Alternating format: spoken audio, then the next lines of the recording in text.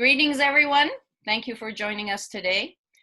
The Association of Italian Canadian Writers, also known as the AICW, is pleased to present The Art of the Pitch.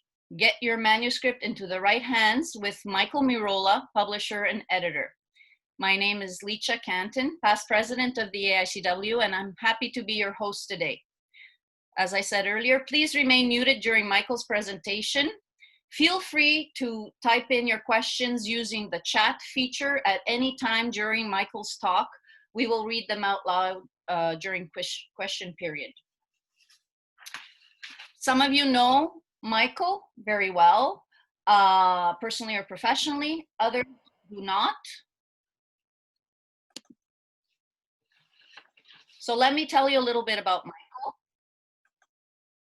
Since 2009, Michael Mirolla has served as a partner and publisher of Guernica Editions, one of Canada's thriving independent presses. At Guernica, Michael serves as editor-in-chief and helps evaluate manuscripts for possible publication. Previously, he spent his early years working as a newspaper editor and columnist, and later as a freelance editor. He is the author of over a dozen novels, short story collections, poetry collections, and plays. And Michael is a three-time recipient of the F.G. Bressani Literary Prize. His work has been shortlisted for the Indie Book Awards and National Book Awards, selected for the Journey Prize Anthology, and nominated for the Pushcart Prize. We are thrilled to have Michael here to give us all of his advice and expertise, and we're ready to listen to you, Michael. My advice and expertise. All right. Thank you. And yeah, greetings to all who have nothing better to do on a Saturday afternoon than listen to a presentation on how to pitch in the hope of, to use a reverse baseball metaphor, or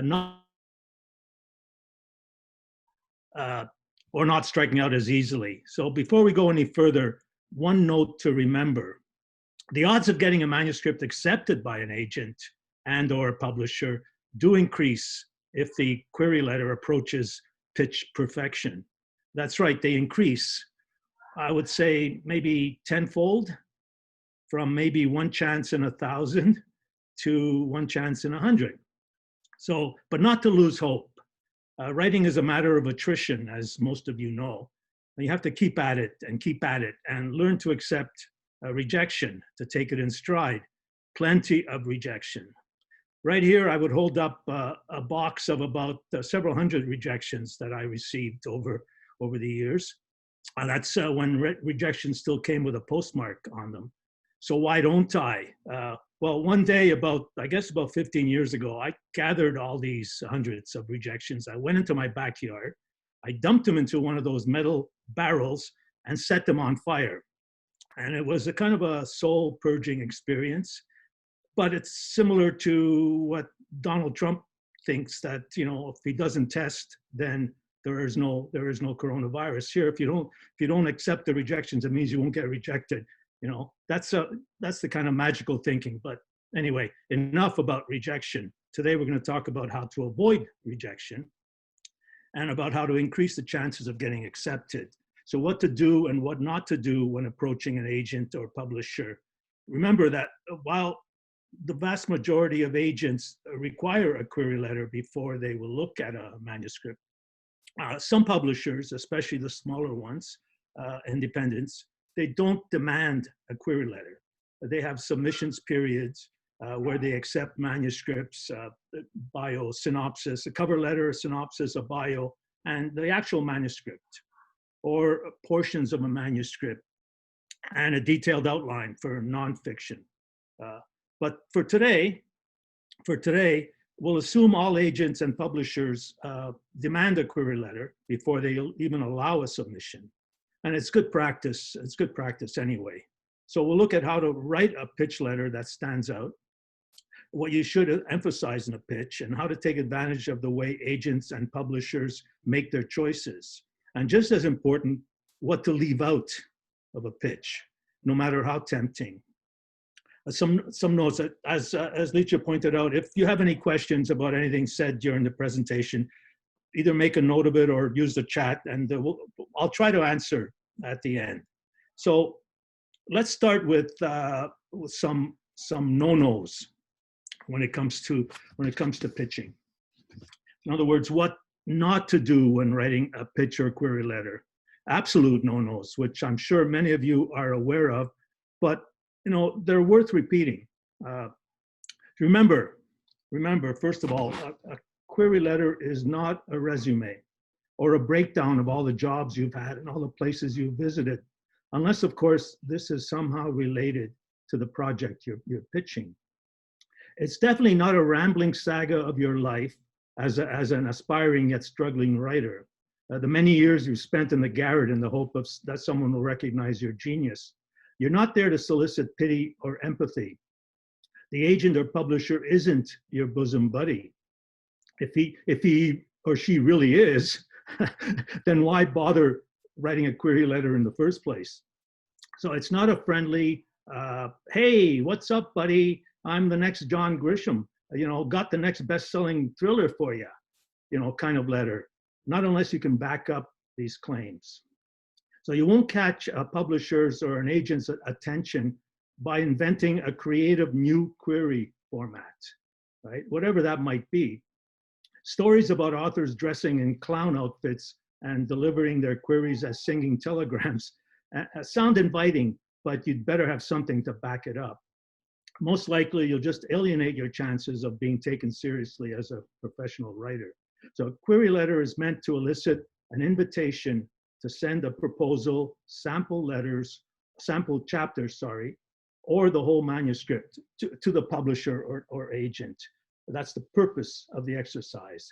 It's not meant to show off how cute and snazzy you can be by breaking formatting rules and going against the grain. Save the clown outfit for the launch party. Just as an example, I have an extreme not to write query letter with all possible errors in it, all possible errors. So here's a query letter that you should not write. To whom it may concern, right? First of all, to whom it may concern, that is right away, the moment a publisher, an agent gets that to whom it may concern, that letter either gets thrown into the garbage or the email gets eliminated on the spot.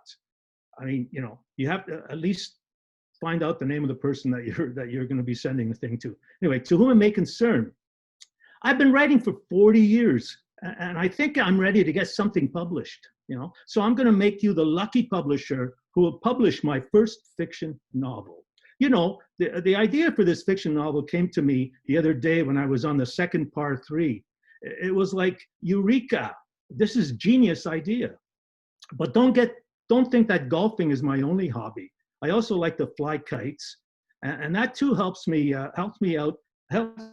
work out ideas for my fiction novels. It's like, flying high, there I am standing out in the field, letting out the string, and the ideas just flow. So that's where the rest of my fiction novel comes from. People often ask me, so is there another novel like yours? And in all honesty, and I'm not tooting my own horn, I don't think there's another novel out there like mine. My fiction novel is totally unique. It'll put that guy, that Irish guy, Joyce, in the shade. So what do you say? I've only written the first couple of sentences so far, but I'm sure I can finish my fiction novel in the next 5 years or so. Heck, that's not such a long time, is it? I mean, didn't it take that fellow Joyce 17 years to write his novel? And that other fellow, Mirolla, the word is it took him 26 years to finish his fiction novel. Let me know soon. I'm quite busy and want to get onto my next fiction novel. P.S. If this fiction novel doesn't interest you, not to worry. I've got a whole bunch more in my desk drawer. Like I said, I've been at this for 40 years. P.P.S. I got a birdie on that par 3. That, to me, is a good omen, don't you think? Yours writerly, looking for a hole in one. So that's a query letter that you should not write, unless you're, I don't know, Stephen King or something, right? So let's talk about the pitch, the perfect pitch, as someone would call it. Remember that every publishing house has its own priorities, its own specialities, and its own way of doing things. So there's no perfect pitch that would appeal to each and every publishing house. No master key that will open all the doors. While the formatting stays pretty much the same, what goes into a query letter depends very much on the particular publishing house or agent/agency, B, the conditions under which a specific house or agency accepts pitches, and C, the genre of the material being pitched. So we'll break this down into some rules. Rule 1 when pitching, and this is something that should be obvious to everyone, but not always. Know what the publishing house is looking for, what they've published before, what they positively will not publish. Know what an agency specializes in.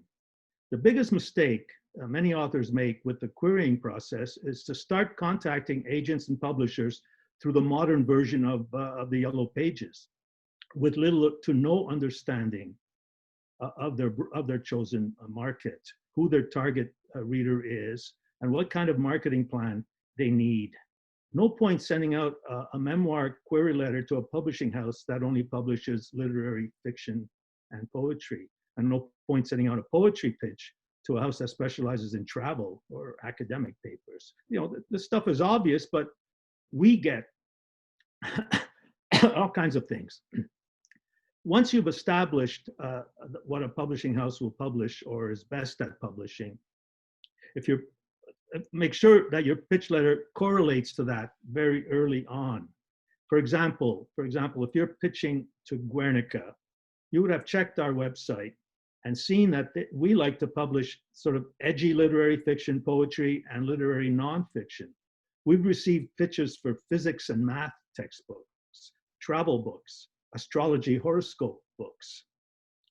If you're pitching to Miroland, our Miroland imprint, you would have noticed that they publish more commercial material, memoirs, how-to books, social commentary, graphic novels, speculative fiction, children's books, and genre books, including mystery and crime. So that's rule number 1, is to know very well the agency or publishing house to which you're pitching. Rule 2, start your query letter with a tagline. The tagline is similar to a newspaper headline. So for a snail mail letter, it should go centered, bold, right underneath the salutation. For an email, a good place to put it, apart from the letter itself, is in the subject line. So something like YA novel submission, and then you have and then your tagline. The tagline should be something that captures and encapsulates the essence of your pitch, enticing the person to continue reading, right? So rule number 3, the pitch line. So in newspapers, we used to call this the lead. That means putting the most important and key elements of the story up front. And that's how you hook the reader so that the reader continues to read to the end. Hopefully, a good pitch line has to do something similar to that. So if you're pitching fiction, for instance, the pitch line should pull the reader right into the story, usually by describing the outline or an overarching plot line. Here's an example of a fiction pitch line that has proven fairly successful, to say the least. So this is the pitch line, okay? A murder in the silent after-hour halls of the Louvre Museum reveals a sinister plot to uncover a secret that has been protected by a clandestine society since the days of Christ. So that's a Da Vinci Code, right? So what would a tagline for this be like? Well, it'd be something like murderous plot to uncover secrets from time of Jesus. So I think that would kind of, get an agent or a publisher fairly interested in what's going on, as long as the agent and or publisher deals with this sort of material. That's always important. If you're pitching a nonfiction, you need to boil down the central idea of the manuscript and present it in a way that makes the reader stop and read it twice. Here's an example from one of our authors. We published this book last year. And this is, sorry, Filipovna, the Daughter of Sorrow. Filipovna, the Daughter of Sorrow, is a historical creative nonfiction based on my mother surviving the Holodomor, the Ukrainian starvation, in the early 1930s. It is a story of an orphan who goes to live with her aunt in a rural village in the Ukrainian countryside. The aunt swears on her dead sister's Bible that Vera Filipovna, the orphan, will survive no matter what. No one foresees the horrors that they will have to face between the fall of 1930 and the spring of 1933. In the end, out of a healthy extended family, only Filipovna, a cousin, and the aunt survive. The acts of real savagery which are perpetrated on the village are unflinchingly narrated by a prepubescent girl. The story, one of resilience and resilience and survival, is my attempt to restore the voice of a generation that has been silenced and buried. So, what would a tagline look like here? Well, something like "Surviving the Holodomor, an orphan's tale." Rule 4, remember that even though you are trying to sell something and a pitch needs the elements of a sale in it, the best way to do that is to tell your story or sell your story, if you want to put it that way. So rule number 5, once you've set the hook, the best way to catch your prey, to change metaphors in midstream, is to be concise and factual. You need to say what type of story it is, how many words it contains. If it's fiction, the manuscript needs to be ready to be sent. If it's nonfiction, you need to indicate where it is in terms of completion. Rule number 6, here you need to tell the publisher why you think your story is the perfect fit for the publishing house. This can't be some fluffy stuff about how great you think you are, but rather how well your story matches other books the house has published. Rule number 7, and then you need to explain why your manuscript is different. So you've got something that says, okay, this is the kind of thing that you guys take on, but okay, how is mine different from that? And that's important as well. You need to let the agent or publisher know that there's what is different about your manuscript. So rule number 8. Many authors, understandably, like to say that their writing is art and not commerce. However, this is not a good thing to point out to an agent or a publisher. Let the agent / publisher decide the artistic merit of your work. You need to tell them, you need to tell them that your book is something that at least will get out there and maybe have some sales. That's the kind of thing that especially a publisher wants to hear. And agents get a percentage of a sale to a publisher, so they also need to know what sort of, whether the book will sell or not. Rule number 9, you need to show your professionalism as a writer by providing a brief account of your previous publications, especially as they relate to your present project. So agents and publishers like to see previous success. It's not a deal breaker. Many publishers like to discover new voices. At Guernica, we try to mix first-time writers with very experienced writers, and that works out, and it helps us with our granting system, granting as well. The Canada Council and the other granting agencies like to see publishers taking on new writers. So will look at new writers as well, new voices, as you want to say it. But it can help if a publisher is making a decision between your query and someone else's query. This is we do look back and check to see what kind of writing a writer has done previously, for us to make those final decisions. When it comes down to we get 150 fiction queries, and we have to select maybe 5 or 6, 7 of them. So the last 15 or so, after the rest have been eliminated, the final 15 to 20, they're pretty much similar in terms of their skill set and the kind, and the writing and all of that. And sometimes the fact that someone has successfully published previously will make a difference when it comes to that. If you have a marketing plan, indicate as much, and that you are willing to present it if asked to do so. It's not, it's not something that you would present in the query letter, because you want to keep the query letter as compact as possible. But if you do say that you do have a marketing plan, and you're willing to show it to them, that helps as well. That shows that you've got, you want to get out there and make sure that your book gets read.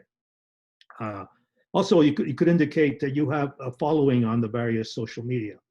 That's something we found very important. Many agents and publishers look for these days, given that the authors have a much larger role to play when it comes to promoting their books. In fact, I have a whole entirely different presentation where I lay out the changing relationship between the publisher and the writer. It's quite interesting that, and this is after the manuscript has been accepted. So it's good to let an agent / publisher know you're savvy when it comes to social media. That's it's always important. And Rule 10 is all this has to be done on one page. Normally, if we're talking about sending a snail mail. So this is a snail mail thing. One single spaced 8.5 by 11 size page. There's very rarely is there an excuse to go beyond that one page. So if you're sending something by email, for example, you send your query letter. Normally, you would send it as an attachment, as opposed to the body of the email. In the body of the email, you would just say what you're sending, and saying that there's an attachment. My query letter is an attachment. Some agents today have websites whereby you have to go on their website to fill out this kind of thing, right? And yeah, but the thing is that it's always the same, no matter. Sorry, if you have to go on the website, you still have to fill in the material that I've mentioned here. And that's what it comes down to, whether it's a snail mail query letter, whether it's an email letter, or whether it's something on a website. The websites, the agents get more specific in many cases, and also more generic. So you have to be able to stand out when it comes to that. And standing out, again, has to do with the story that you're selling. I think in the end, that's what really gets an agent or a publisher interested. It's not so much the stuff around, the jingly, whatever, the bling or whatever. It's the story itself that gets an agent or a publisher interested. And as examples, I have a couple of examples of a fairly decent query letters. They're not, all the way out there, but they're decent query letters because they contain just everything that needs to be contained within a query letter. So I'll read out. There's one fiction and one nonfiction. Like I say, they still use some editing and tightening, but they do have the elements needed for a query letter. So the query letter starts with an indication of to whom it's going, right? And the date is important, and a personalization of it. In this case, Dear Michael Mirolla. And the tagline for this, which is right in the center at the top, right underneath the salutation, the tagline is "On God's Hit List." This is the fiction one. Set on a cruise ship in 2021, Going Out in Style is a literary fiction with dark comedy accents. Boris Schechter is on God's hit list. He's 71, intelligent, crude, and is looking for ways to put something between himself and death. Okay then, he'll play his last pool game on the luminous liminality, a fantastically surreal cruise for the terminally ill. Before booking on the cruise, Boris must obtain the required expiry date from his doctor, a task that proves more difficult than he expected. Desperate, he befriends mute and reclusive Mrs. Gage, the only passenger to ever return. Before departure, Boris attempts to meet his previously unacknowledged son, but it is too late. On board, Boris falls in love with Patrick, a Black younger man who has lived his adult life with the same expiry date as Boris. The captain plays the control freak villain by rationing Boris's food in Papua New Guinea, refusing Patrick's visit to Bali, and messing with Lucy when she returns her boat from Haida Gwaii. The captain ultimately morphs into Father Time. There's a sense of death being communal, not individual. Boris, following Lucy's luminous lead, dies with a sense of belonging. Yes, he is on the hit list, but is there a God? Me? I'm an art school dropout and Harvard grad. My short fiction and nonfiction can be found in lists a whole bunch of places. And I've also received 3 Vancouver Foundation Small Arts grants. In 2019, and this is trying to show where the market might be for a book like this. In 2019, there were 14.13 million cruise passengers from North America, 6.3 million from Europe, and 4.84 from the rest of the world. These ships are both potential bookstores, reading rooms, and book club sites. Thank you for considering this query. Sincerely, and the name of the person. So it's not something that all publishers would look at. It's speculative fiction for one thing. So right away it'd have to narrow it down to speculative fiction publishers. Guernica has published several speculative fiction novels, but we don't do that many. This one is the nonfiction, a memoir. Again, the tagline, the salutation, the date, and the place where it's being sent. The tagline is a story of longing and belonging. My memoir, No Place Like Home, is an exploration of identity and the theme of home from my perspective as an immigrant. Within the context of a family travel story back to Portugal, I recount tales of wild weather, culinary adventures, and Portuguese bureaucracy. But at its heart, this is a story of longing and belonging, and an immigrant's insatiable need to return home. The manuscript will be 80,000 words. In my research for potential publishers, Guernica Edition's understanding of different cultures appealed to me. I was pleased to see that you have published a number of anthologies of immigration stories, including Italian Canadians at Table and Coming Here, Being Here, Canadian Migration Anthology. For me, to be an immigrant is to be restless. My heart is forever in 2 places. When you've moved from one place to another, which do you call home? And what if you live in one place but long for the other? The search for identity and belonging is a universal story. No Place Like Home will appeal not only to travelers and foodies, but also to anyone who has moved from one place to another and is searching for their own version of home. A graduate of the Writers' Studio of Vancouver, I hold an MFA in creative nonfiction from the University of King's College in Halifax. My writing has been published in various anthologies, the Globe and Mail, in magazines, and online. 2 of my stories have aired on CBC Radio. I look forward to hearing from you. Best regards. So, 2 query letters that work.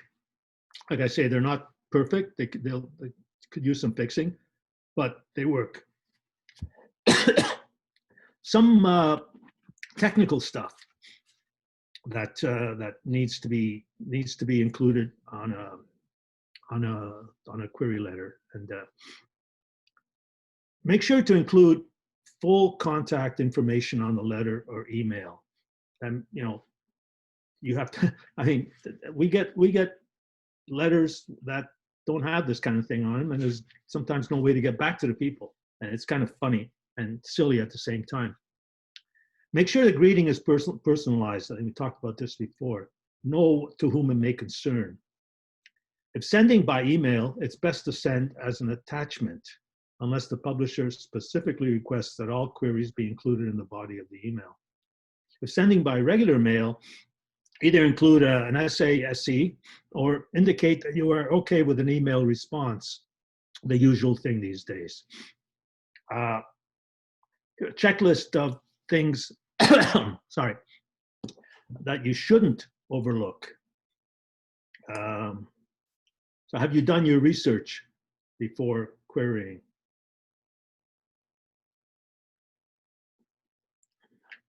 Have you read the submission guidelines for each place you send a query letter and followed them? Have you shown your agent or publisher that respect, and they will be in a better mood when they read your query? Have you used standard 1-inch margins and easy to read font like Times New Roman, unless otherwise noted in the submissions requirements? Don't tell them to whom you've already submitted. Definitely don't tell them your manuscript has already been rejected. Simultaneous submissions are pretty standard these days, unless the publishing house specifically says no such submissions. And a list of rejections will not entice them to accept your manuscript. Don't tell them how great your writing is. Show them by writing a good query letter. Make sure to check out other successful query letters in your market or genre. Have you had a fellow author or editor edit and proofread your query letter? Have you proofread and reread your query letter twice before hitting send? Okay, I think taken up enough of your Saturday here, 38, all right. So we'll stop here and open up the floor to questions. Thanks very much, Michael. We had a question from Sonia, who asks how long the query letter should be. I think you said 1 page. Yes, yeah, 1 page is the ideal query letter, and it comes from when query letters were actually sent by snail mail. Okay. So you wanted just a 1 page. I don't think you're going to get punished too severely if you go a little over the 1 page, or especially if it's an email. Okay. But you try to keep it as compact as possible. I mean, agents and publishers they're very busy, and so if you hit them with something that is right there and everything's there, boom, boom, boom, they're more likely to take you seriously. And, you don't want to go roundabout things in a query letter. So yeah, I would recommend 1 page, 1 full single-spaced page. It's a lot of writing. It's a lot of it's not a small amount. But yeah, a page is good. Okay. Eloise asks if you can re-explain number 8. Number 8. Let us see number 8. I threw all my pages all over the place here. Rule 8. Rule 8 is the one about liking to say that their writing is art and not commerce. Is that the one? Am I Let me unmute Louise. Louise? okay? Yeah, that's correct, Michael. I don't know whether you're saying to say that it is a piece of art or to not say that. No. I think what I said was many authors like to say that. You know, they like to say this work is art. I mean, you know, I don't write for commercial reasons. I don't care if my book sells or doesn't sell, even if they don't say that. If they say, no, this piece of writing is art, that's not good. Not good for, you can say that to another author or an editor or whatever, you know, but for an agent or a publisher, they're not really interested in your opinion of your work. They have to make up their own decision about it. So if you're going to say anything about your work, it might be a good idea to point out the success of some other book that you think is similar to yours, how well it's done in the marketplace. You know, instead of saying, you know, this is a work of art, it should be understood that it is a work of art. It's not, so there's no need for you to point it out to an agent or a publisher, because that turns a lot of agents and or publishers off, including me, actually. You know, if an author starts to talk about, oh, this is a great piece of writing, or, you know, this writing, like I said in the, like I had in the what not to write in an email, that query letter that I read right at the beginning about, you know, all the mistakes you can make in a query letter, and that's one of them.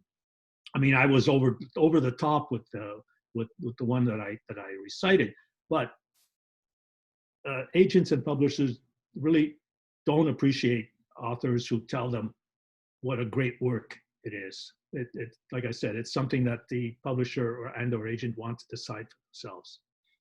And just to confirm that query, we had a question. That query letter you read at the beginning was something that you made up, right? No. Yeah. It's made up from bits and pieces of other query letters. Yeah. Okay. Yeah, I made that one up. We have a question from Carmelinda, who asks, what are the chances of having a publisher consider a manuscript for the second time? In other words, would a publisher reread a revised manuscript once he or she has rejected it? Right. Yeah, we get those kinds of queries on occasion. And the answer is, it all depends on the specifics.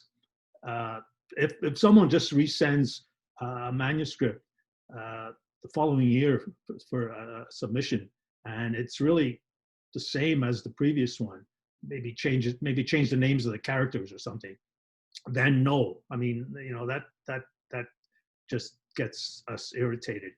But we have had authors write to us and say, well, you know, you sent back a note to me last year saying that my manuscript was very good, but it didn't make the top 7 or 8 that we publish. And so, you know, we send back a note saying, you know, it's great. This is a publishable manuscript. We just don't, it just didn't make the top, you know, for us. So sometimes they write back and say, well, what if I rework it and submit it again next year? In most cases, I respond by saying, sure. You know, I'm not going to say no, because that's not fair. But be warned, however, that you know, unless the manuscript has been really completely overhauled in some way or other, probably going to get the same response the following year. Like I said, we get, and most publishers do get the same amount of submissions that we do. You know, if we get 125, 140, 150 fiction manuscripts, the odds are the following year there'll be 150 fiction manuscripts again. And so that manuscript gets tossed into the same bundle as everybody else at that point. And you know, I don't recall manuscript that was rejected one year, and we resubmitted the following year that was published. Okay. It doesn't mean it can't happen. That's not what I'm saying, but I'm just saying it's very, very hard. It's very hard to get published in the first place, and and so this makes it. My advice to writers is to send it to other people and move on. Send us something new. Send us something that's not the same as. Okay, we have a question from Liberty. Can or should you include feature writing performances as a part of the publication list? For example, spoken word feature poet events. Well, I mean, if your query letter is for poetry, then I don't see why not. The Writers Union of Canada now, their new criteria for membership includes spoken word poetry. If you can show that you've had a significant amount of spoken word readings, it counts for, I forget, I don't have it off the top of my head, but it counts for some points towards Writers Union membership. So saying that, yeah, I mean, the problem, of course, is that how do you make the connection, the jump between spoken word reading and written material? So that, I mean, mentioning it is fine, but then you have to prove that your spoken word is good enough, strong enough for publication. Sometimes, nothing against spoken word. The problem is that it doesn't translate often that well onto a paper. Spoken word is exactly that. That it's like the old poets from 3,000 years ago or something, who were orators, and that's good. But when you get it on paper, sometimes it falls flat. It doesn't seem to have the same. Maybe it's us. Maybe it's our fault. We're so used to the written poetry that spoken word doesn't register as strongly in our definition of poetry. But definitely, if you have a background in spoken word and you're now looking to get the material published, of course you need to mention that you have this history because that helps. It does help because it shows professionalism in that in that field, in that area. Okay, we're getting lots of questions. We have a question from Maria Pia, who asks about in-house translators. What skills do you need? What training would you suggest? Whether Guernica would hire an in-house or a contract translator? How do you deal with translators at Guernica? What are the chances of getting hired as a translator? Well, we don't have in-house translators. The way it works for us is that the translators approach us and they suggest a book to be translated, and then we take it from there. They send us a sample translation of the book. If it's a Canadian author being translated by a Canadian translator, then there's a whole process of Canada Council and all of that to pay for the translator fees. The translator fees are the most expensive part of any translation. They can run, well, a 100,000 word novel, for example, will supply, the Canada Council will pay, if it's accepted, will pay 18 cents a word. So that's $18,000 for that. Of course, translating a 100,000 word novel can take a year or two, right? But no, we don't hire translators per se. Like I said, they approach us. If someone wants to become a translator, one of the things to do is to start to do translation on spec, and also to start small, like short stories or essays or something. and then apply to there's a translators group in Canada. I forget what it's called. And they, when you do that, they put you on a list, and people can search you out if they need a translator. They can search that list of translators, and and you negotiate with them at that point. But we don't. Well, we have enough translations to the translations that are not by Canadian authors, books not by Canadian authors. That's a completely new and specialized section of things with, like, say, foreign, like some of our Guernica authors, for example, are translated into other languages. And that is usually done at the other end of the spectrum. That's done by the foreign publishers who decide that, okay, we want to publish an Italian version of my novel Berlin, for example. And so they approach us and say, yeah, we'd like to do this. And then it's up to them to apply to the Canada Council, and they get their own translator. They get 50% of what we would normally get for a translation. So that's a completely different thing. The other thing is that sometimes we've published translations by, like for Pier Pasolini, for example, or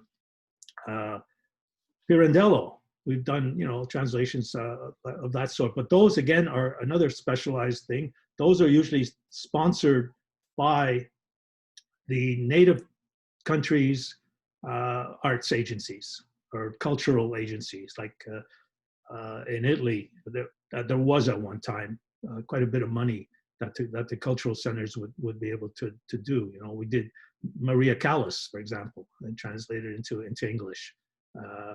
But that again is all not to do with us. It has to do with the country of origin. Okay, thank you. We have a question from Marco. Do you have any advice for first-time novelists or, first-time published writers starting out? Any advice? The only advice I can say is that not to give up. Sorry, to believe in yourself, to believe that what you're doing is something is of importance, that you have something to say, and once you have that part of it, that you really believe in what you're doing, the other part has to do with just keeping on with it, just checking and doing your research in terms of, okay, I have a novel, I think it's good enough for it to be sent out to publishers. Then just do that, get it out. Like I said, I received hundreds of rejections in my time, especially when I first started.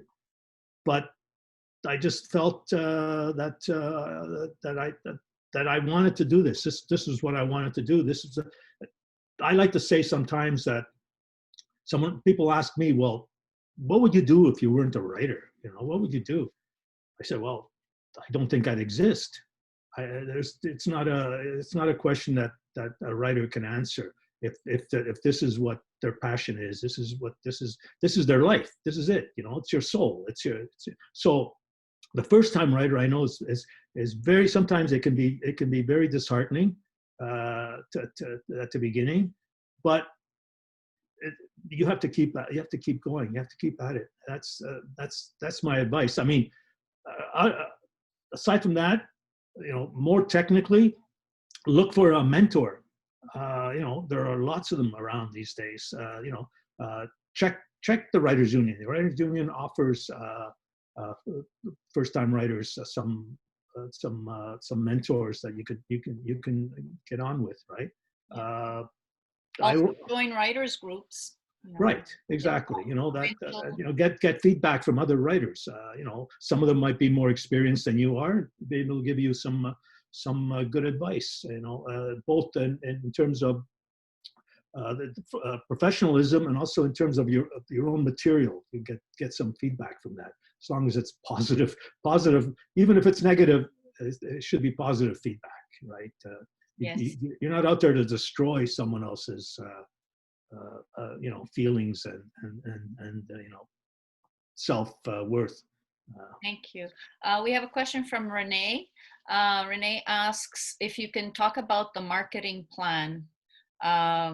I guess, generally speaking, how involved is the author in the marketing of the book once it's accepted for publication? Well, that depends very much on several things. One, it depends on the author, obviously, and the other thing, it depends on the genre of the material. If you're writing poetry, for example, marketing is not a priority. I mean, poetry is our least selling genre.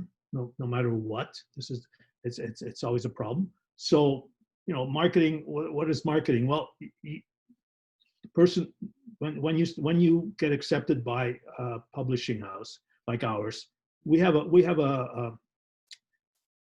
sorry, we have a publicist that we connect the author to, and they together discuss marketing, discuss publicity, promotion. I personally kind of stay out of that. I'm more on the production, evaluation, the side of things. So, I'm not that on point, as it were, when it comes to the marketing. But it depends. It depends on and it also depends on our decision on whether a book is what we call a lead book, which we don't tell authors about this. It's not something you should be telling authors. But some books are we know that they're going to be better sellers than other books, and these books get more intricate marketing plans than some of the other books. Okay. But that's something that our publicist, our associate publisher now, actually she's an associate publisher, deals with. Yeah. Renee, more specifically, would like to know, she writes that some publishers and agents ask for marketing plans. So what should be included? What kinds of things should be included? Like I said, I'm not very good with the specifics of the marketing plan. I would imagine that most marketing plans would include ways to get books into bookstores, for example, ways to advertise those books, ways to package the books with other books, or with giveaways, for example, on Goodreads. Any way to, or this is the kind of thing you have to discuss with the publisher. Offer the book at a reduced rate if someone buys a package of them, a lot of them, for example. Yeah. That sort of thing. If Renee wants more precise information, if she sends an email, I can put her in contact with Anna, with our publicist. That's great. And also Renee's question and your response gives me an idea to invite a book marketing expert for the next webinar that the AICW can organize. Thanks to both of you. We have a question from Sonia. If you are changing genre and it's your first novel, how far should the writer go to explain that they have a past of having published one specific genre, and explain that this is a different kind of book? Yeah, so it's your first novel. So you have publications as a poet, let's say 10 books as a poet. This is your first novel. Like what would you put in your query letter to give yourself chances? I would show my professionalism as a writer. I think that would be the first thing. you don't have to go into specifics about your 10 poetry books. It's, but you could go into, how well the poetry books have done, any awards, that sort of thing. And that helps a bit. I mean, we're talking apples and oranges, and sometimes some agents will say, well, no, sorry, you don't have enough experience as a novelist to do this. But I think if you let them know that in some way in your letter that you can show professionalism as a writer. So that covers all the genres, really, when you think about it. But not to be so specific about the 10 poetry books. I mean, just maybe say that you have published poetry and this is what you've achieved with your poetry books. Okay, right? Thank you. As a follow-up question, Marco asks about self-publishing as an option. Mm-hmm. Okay. Do you think that's a viable option? I mean, given that it's so difficult to get published in the first place, and for first time, No, self-publishing is an option today, more than it ever was. And in fact, what we have today is our hybrid publishing houses. So it's not, pure self-publishing, unless you are a salesperson of the top, your book is going to be like a bunch of boxes in your basement. Because the problem with self-publishing is that you have no distribution. The UTP or List Disco or whatever, all the distributors do not distribute self-published books. So you have to go out there yourself and sell your book. You have to, and some writers can do that, but most writers would rather be writing. But now they have there's hybrid publishers that there's a fee, and that fee, I think I've checked a few of them. That fee is maybe $2,500, $3,000, something of that in that range. But they actually will take your book and put it on Amazon and find a distributor for it. So yeah, I mean, it is an option. It's and again, in fact, it's a serious option because the Writers Union now accepts applications from self-published writers. It goes through a more intense process to be accepted, but they do accept self-published authors. Yeah, I mean, it is difficult to get published. Like I said, we get 150 manuscripts and we can publish 7 or 8 of them. So, and maybe 20 to 25 of those are publishable in traditional publishing houses.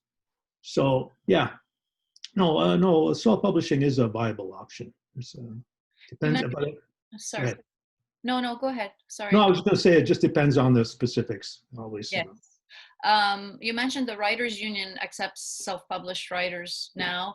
And as you know, just recently, they've opened it up to writers who do not have a first book published. So if you've got a combination of spoken word performances, short stories published in anthologies. One of the questions also is, do you belong to a writers association, a professional writers association? So here I'm going to plug the Association of Italian Canadian Writers. If you are of Italian heritage, if you write about Italy, because not all of our members are of Italian heritage, go to AICW.ca and find out, how to become a member.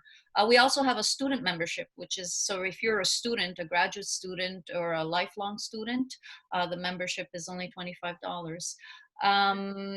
Here's a question. Can a writer hire Anna privately for marketing?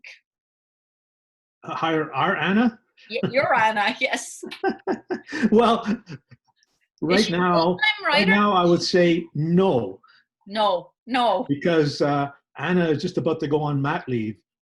So, Ah, is there somebody else, another Anna coming on board? yes, yes, we have someone taking over for the year, but Anna is going on mat leave August 1st.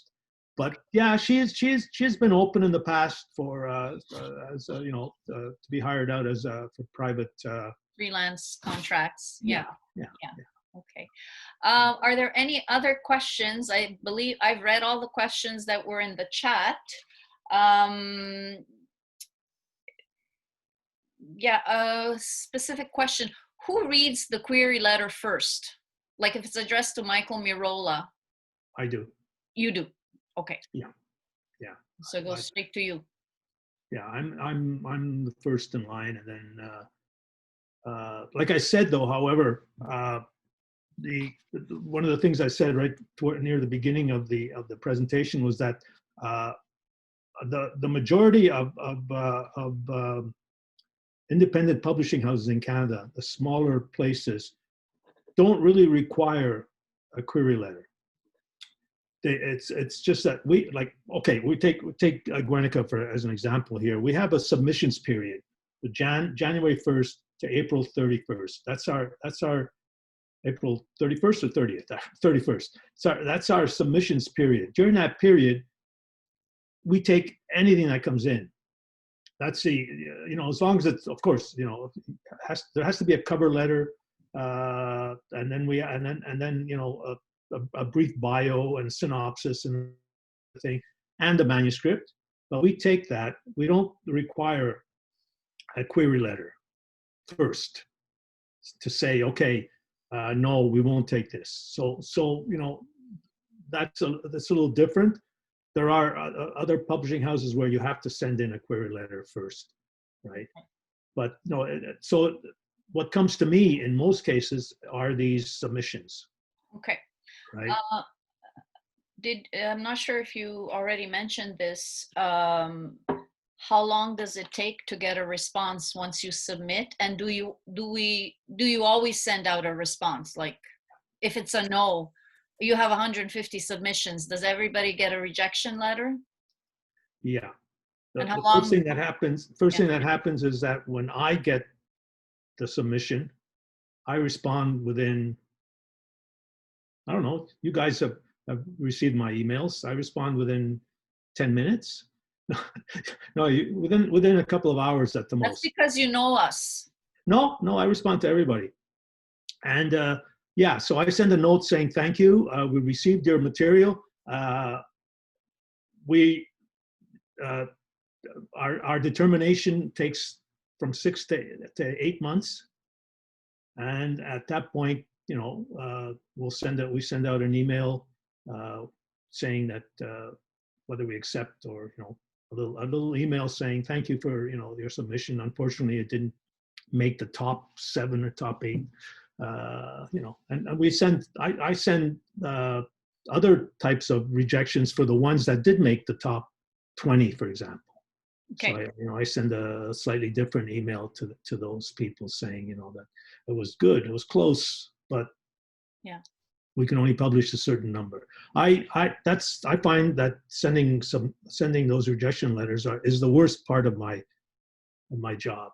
That's because I'm a writer myself. So as I said, I've received hundreds of rejections.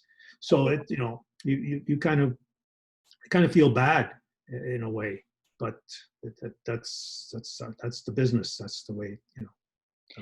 Okay, we have a few more questions. Yes, you mentioned something about the relationship between the writer and the publishing house after publication. Could you say a little bit more about that? Well, I should save that for another presentation, actually. But okay. No, I'm just joking. Put it on the list. Just that, no, in general, just that it's changed since the writer has to be much more involved these days. Afterwards than they might have thought at one time. The idea that you write, you spend your time in a garret writing your novel, and then the novel goes out into the world, and then you go back into your garret to write your next novel is not today. The writer has to be out there, trying to promote the book. I mean, we try to do the best we can with it, but we can't do it on our own. So that's part of the change in the relationship between them. And we're talking about things like social media, for example. Yeah. Which the writer has to be involved in that sort of stuff, that kind of thing, in order to promote the book, and be available for readings. Maybe develop a web page. Yes. That sort of thing. Okay.